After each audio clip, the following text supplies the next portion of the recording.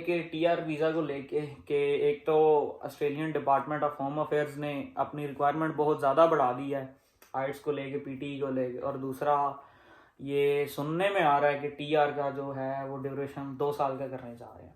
तो इस बारे में आज हम लोग डिस्कस करेंगे। तो शुरू करें शाह जी, सबसे पहले आइट्स के बारे में थोड़ा सा बताइएगा। अस्सलाम वालेकुम। तो आइल्स के बारे में ये है कि जैसे कि आपको पता है कि ऑस्ट्रेलिया में पीटी और आइल्स दोनों एक्सेप्ट करती है। ऐसे ही। तो जो पीटी है वो आइल्स के बनिस्बत थोड़ा इजी है।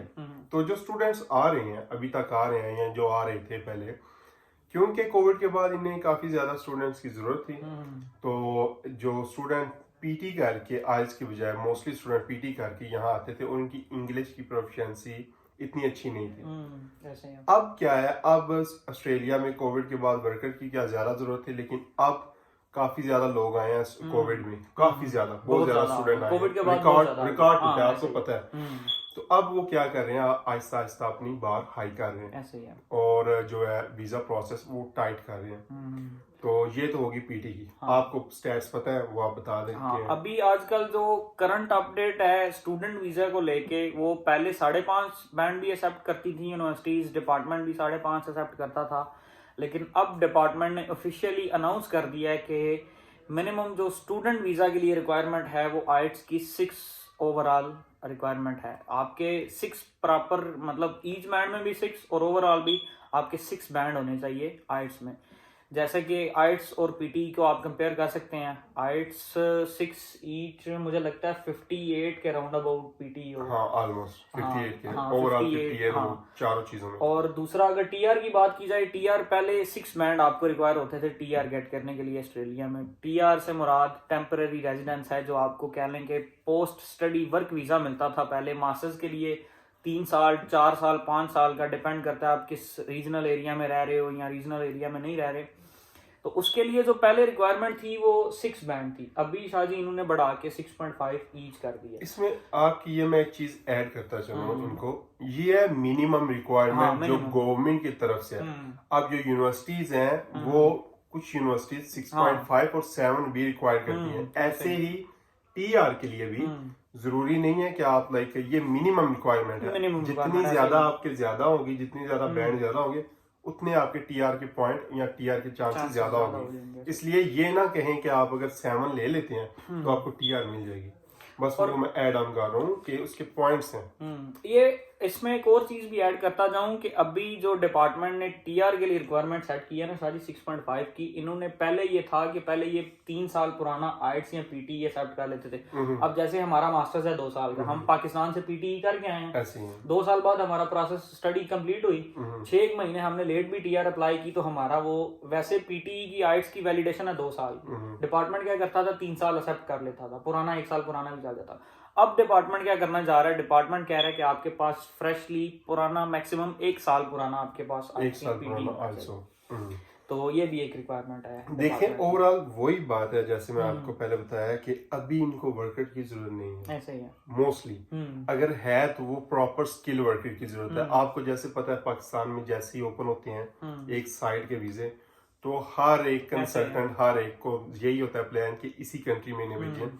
अब मैं 2 कंसल्टेंट का अगर मेंशन करता जाऊं पाकिस्तान में जो टॉप ऑफ द लाइन जिन्होंने बहुत ज्यादा स्टूडेंट्स भेजी हैं, एक स्टडी शेड ऑस्ट्रेलिया में, एक स्टडी शेड और जरनाब कंसल्टेंट, दोनों ने। अब प्रॉब्लम यहाँ क्या है कि अगर वो स्किल वीजा भेजते हैं या स्टूडेंट भेजते हैं, बट मोस्टली यहाँ जो आते हैं लोग वो स्किल या उस तरह के स्टूडेंट्स नहीं होते जो बना के उन्हें भेजा गया होता है। तो फिर यहाँ आके प्रॉब्लम आती है। अभी भी वीजे ओपन है, स्टूडेंट्स आ रहे हैं, लेकिन बट प्रॉब्लम ये है कि वैलिड होने चाहिए। आपकी अगर स्किल वाले हैं तो स्किल वैलिड होनी चाहिए, अगर स्टडी करने आ रहे हैं तो आपकी डॉक्यूमेंटेशन वैलिड होनी चाहिए। तो इसीलिए वो जो है प्रोसेस है ना वो टफ कर रहे हैं। ये सारी चीजें इसीलिए कर रहे हैं कि जिसने आना है, अगर उसने आना है तो हाँ जेन्युइन स्टूडेंट आए, यहाँ स्टडी करने आए। अगर स्किल पे आ रहा है तो उसकी ओरिजिनल ठीक, उसे स्किल काम आता हो। तो ये चीजें हैं इन पे ये जो। और लास्टली बात करते जाएं कि जो टीआर की बात चल रही है कि 2 साल कर दी जाएगी डिपार्टमेंट की, उसके बारे में क्या कहना चाहिए? ये काफी ज्यादा एक प्रॉब्लमेटिक जी सिचुएशन है, क्योंकि आई थिंक यूके में भी 2 साल की है अब तो, 18 महीने जो नहीं अब वहाँ इसमें तो हाँ ठीक। इसमें शायद ही मुझे ये पॉइंट नहीं ना समझ आता कि अब जो ट्रेड कोर्स कर रहा है 2 साल का, जो बहुत थोड़ी फीस दे के किसी भी कॉलेज से ट्रेड कोर्स कर रहा है उसको भी 2 साल की मिलेगी, जो मास्टर्स करने आया है उसको भी 2 साल की मिलेगी। ये लॉजिकली पॉइंट मुझे समझ आने वाला नहीं है कि ये डिपार्टमेंट कैसे इम्प्लीमेंट करेगा। बहरहाल देखते हैं, डिपार्टमेंट ने एक कह लें कि इंफॉर्मेशन के तौर पे लेजिस्लेशन वो बकायदा उस पर काम करेंगे, वर्किंग करेंगे, फिर उसके बाद ये अप्रूव होगी। लेकिन मोस्ट प्रोबेबली मुझे ये जो चांसेस लगते हैं वो यही होगा कि मास्टर्स की एटलीस्ट 4 से 5 साल की टीआर होगी, क्योंकि मास्टर्स वालों को स्पेशली टाइम लगता है अपनी फील्ड में जॉब ढूंढने के लिए। अब जैसे हमारी आईटी है, आईटी में बड़ा हाई कंपटीशन है, आप जॉब मिलना यहाँ पे थोड़ा मुश्किल है। अब ये देखिए ना, यही बात है कि मैंने अपने जो है सीनियर्स उनके साथ कंसल्ट किया है, इसमें ये चीज़ है कि वो कह रहे हैं कि आपको 2 साल की भी टीआर मिल सकती है, और अगर आप रीजनल एरिया में है तो आपको 3 साल की भी मिल सकती है, जो अभी करंट सिनेरियो जा रहा है उसके मुताबिक। बट द प्रॉब्लम इज के रूल्स चेंज होते रहते हैं, और अभी भी ऑस्ट्रेलिया को बहुत ज्यादा लोगों की जरूरत है। अभी आप अमपत की ही बात कर रहे हैं, तो इन्हें बहुत ज्यादा वर्कर की जरूरत है। द थिंग इज कि अभी ये जो हाउसेस क्राइसिस एकदम से आ गए हैं, ये सब कुछ आ गए हैं, इसलिए इन्होंने थोड़ा सा कंट्रोल टाइट किया है, थोड़ा से जो है चीजें बढ़ाई हैं, रूल्स बढ़ाई हैं, बट आहिस्ता आहिस्ता ये दोबारा से ओपन करेंगे वीजे। अभी भी ओपन है बट उस तरह से नहीं ओपन जैसे पहले ओपन थे। हाँ, जैसे जुलाई इनटेक में आए हैं बहुत ज्यादा आए हैं बच्चे, तो अभी थोड़ा कम हो गया, लेकिन स्टूडेंट्स अभी भी स्टिल आ रहे हैं। तो अगर आप लाइक जेन्युइन स्टूडेंट हैं और आपकी रिक्वायरमेंट सारी पूरी है, प्रोफाइल अच्छी है, तो आप इजीली आ सकते हैं। इसमें एक और मैं आज डिस्कस करना चाहूँगा स्पाउस वीज़ा के लिए बारे में ना।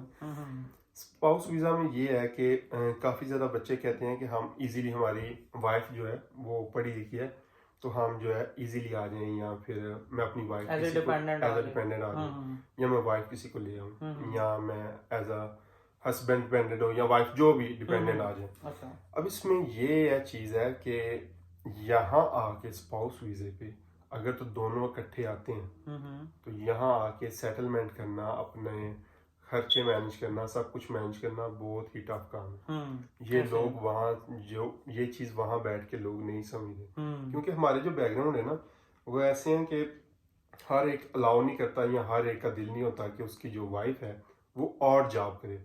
और जॉब से मुराद है सफाई कहीं कर रहे हैं, या कोई क्लीनिंग कर रहे हैं, या किसी कैशियर की जॉब कर रहे हैं, या बार में जॉब कर रहे हैं, ऊबर कर रहे हैं। तो हमारे जो कुछ लोग नहीं चाहते ऐसी चीजें, बट वहाँ उन्हें क्रेज होता है जस्ट बाहर जाने का, और जहाँ आके उन्हें प्रॉब्लम फेस होती है।